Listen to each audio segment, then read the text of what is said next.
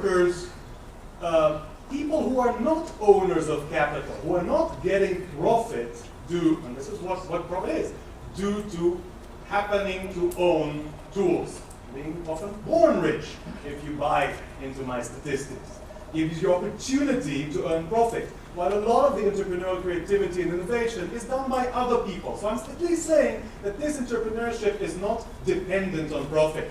It maybe comes from other things, not from profit necessarily at least, right? Now, you have compensation for risk, right? Again, the entrepreneur takes risk. Without them, we're in this kind of mire of nobody daring to move anywhere.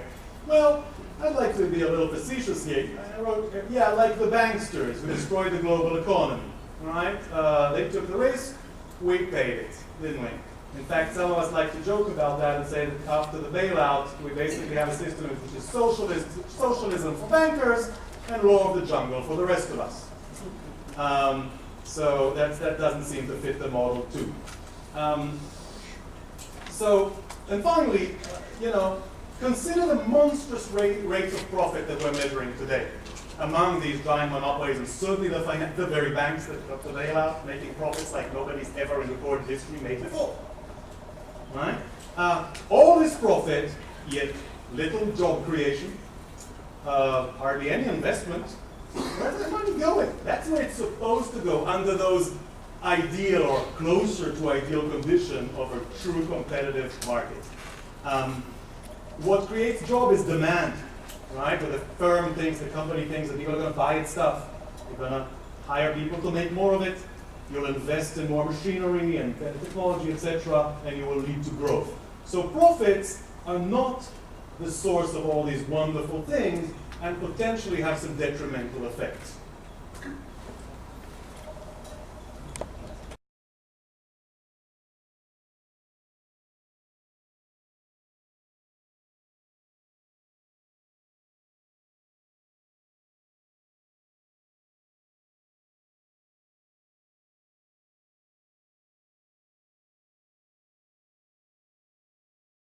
So those people have access to nothing, and shockingly, sadly, and wrongly, there's quite the deepest in the rich world poverty in America.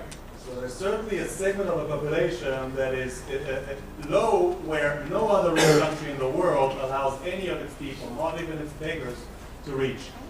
So I want to give them an attention. However, among those who have some opportunity to invest in something or to have their Social Security or their retirement funds invested in the stock market or what have you, it's a tiny, including myself, it's a tiny proportion.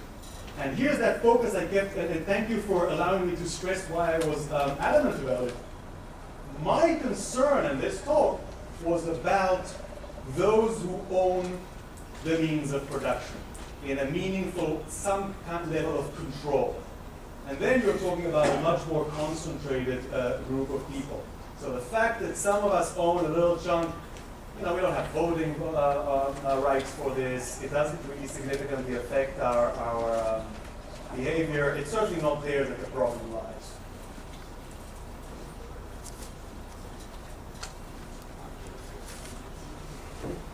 Can I respond to that if no one else is questioning? Go ahead. All right. I just say that around the world where you see that kind of poverty that he's talking about, it's in precisely those areas that reject the profit and loss system, reject economic freedom. Now, and I disagree about the poor in America. If I was going to be poor in any country around the world, you could set a list. It's going to be all the Western nations that have developed economic freedom and profit and loss system. The poor in America, you look at the statistics, 70% of them have air conditioning. Most of them own cars, most of them have TVs, most of them have DVD players. The poor in America are better off than the vast majority of the world and the vast majority of all people throughout all of human history. And if I was going to be poor at any time in history or any place in history or in the world, it would be in America at this time.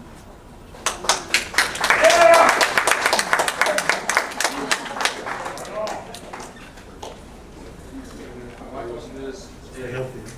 if the government was to raise taxes on the corporate income, would they also automatically charge higher prices to the consumers? And then would this be an example of the U.S. populism, the disease that you guys described it as in effect?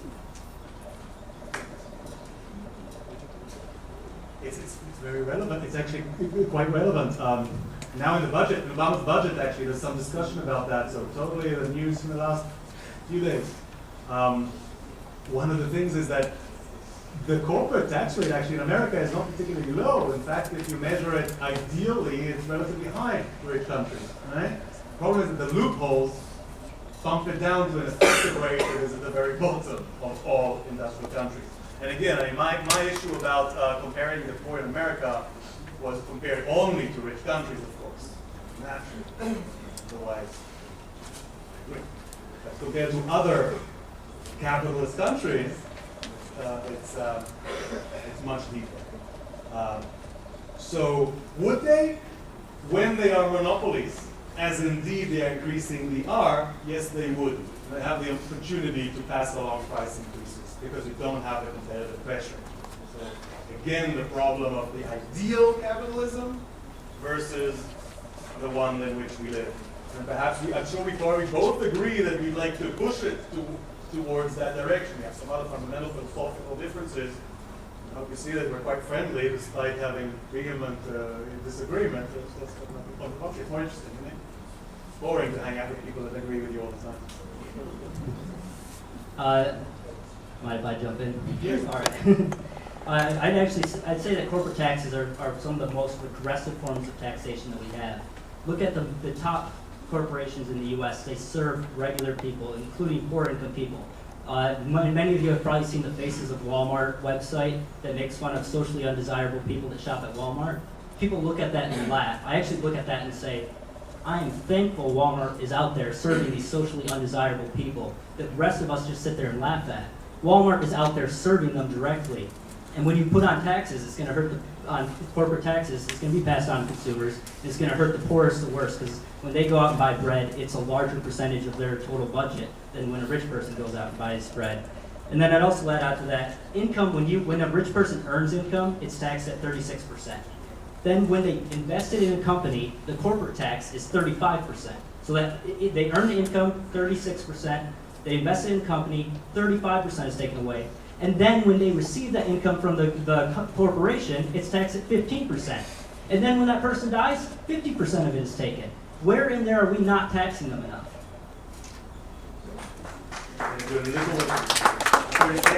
The loopholes. Nobody pays 35%. In fact, recently we know that some of the biggest corporations pay 0. And then there's income, which again, in the news today, right? I like to tie things into current events, right? Everybody made a big hoopla in the Republican primaries about Romney paying an effective tax of 15% despite being a multi-billionaire, while middle-class people pay typically 20%. So again, interesting, no? We're learning something here. The ideal versus the de facto, often through government and other tricks that I've heard of. So this is all hypothetically speaking. If I was to make a car that ran on air, groundbreaking, yes, and I charged 100 times what the production cost was, yet people were clamoring to buy it. Is that wrong with me, or should I be able to do it? Well, that leads me to this one. Okay. Good question. Well, first of all, personally, and again, I'm not representing who I'm representing exactly. Would you restate the question for us, because we're not hearing that like you are. Okay. I'll restate it. Extremely innovative good. Would it be ethical to get a massive profit rate off of that good? Basically, right? People are willing to do it. Okay. So, couple of things. Who made that monster innovation? So, for example, there is an element where where does that massive profit that we're evaluating here ethically go to? Does it go to the engineer, the company that invested a lot of research and technology, or may it go evaporate into some IPO that only a few funds are invited to join, such as Facebook pretty soon? It used to be you're not invited to buy into it. Let's just say it's a privately owned company. A rarity, like Chick-fil-A. a rarity, first of all, that the privately owned. True. I think that it is an excellent example where massive returns for an extremely innovative technology is really not a problem, ethically, because of what it, the amazing benefit that it generates. However, having said that, since you're talking technology here, it allows me to add Microsoft, right? This is actually has been articulated by Bill Gates Sr. recently, who advocated for being taxed more. You know, he's one like Warren Buffett, only, I don't know, I think it's more interesting, especially because this is the guy who created wonderful products, technological products. And of course, think of all the technology, all that internet stuff, right? Important stuff. Let's not forget where it came from. Who developed the internet? Public fund, your tax money working, all entirely. Military. Who developed the basics, physics, electronics, who even began to work on this sort of thing back in the 40s? Public universities funded by National Science Foundation, right? Who built the highways on which my Amazon boxes come to my house on a regular basis? You see, Amazon, one of my favorite, Google and Amazon, favorite. So what Bill Gates Sr. says is, I'm entrepreneur, I'm successful, so is my son, we deserve to be filthy rich, and I agree. I agree with him because he is willing to give back something, at least recognizing that he used infrastructure that was bought by the 300 million Americans, and without it, couldn't have done it. So there's at least a necessity for fairness. You need some degree of sharing. Of course, exactly how is tricky. So it's not 15% of $1 trillion, the same thing as 15% of $37,000 investment? What? You mean? Of your income, yeah. What income tax? No, but the rates are different. You know, and it's worth, yeah, I mean, you know, Romney's got billions, to use just the example that everybody was all on and on about, because not so much, but somebody doesn't even have to, a lot of activities are simply not taxed, or there are mass amounts of loopholes. In fact, in this way, I'll get to the right wing, I would like to see the tax system radically simplified, frankly. And that happened in many cases with very famous right wingers like Friedman and others, and Nussbaum and a whole bunch. The current system makes it a joke because of the endless loopholes. Companies also, now you've heard all these accountant frauds. I mean, you can move profit off to offshore accounts and end up paying, really, the big corporations in America pay 0, not 15% like Roman. 0. Look it up. While the general population pays larger percentages of smaller, significantly smaller amounts. But we should focus on these loopholes that if you are powerful enough, you can get away with. And perhaps it's corporatism too. I mean, I think it is actually, that you allow it. In fact, right now, what's going on, negotiating between Obama and corporate America, who rules, doesn't matter if it's Democrat or Republican, precisely, they say, well, okay, we're willing to pay a higher corporate tax rate because it'll make us look good, and you too, Mr. President. So long as you keep the loopholes in place. And that's currently an argument. Because they're saying, okay, I'll pay 20%. Doesn't matter, because anyway, I end up paying 0. I'll pay 30. No, it's generous. Because I know I have the loopholes to get rid of it all.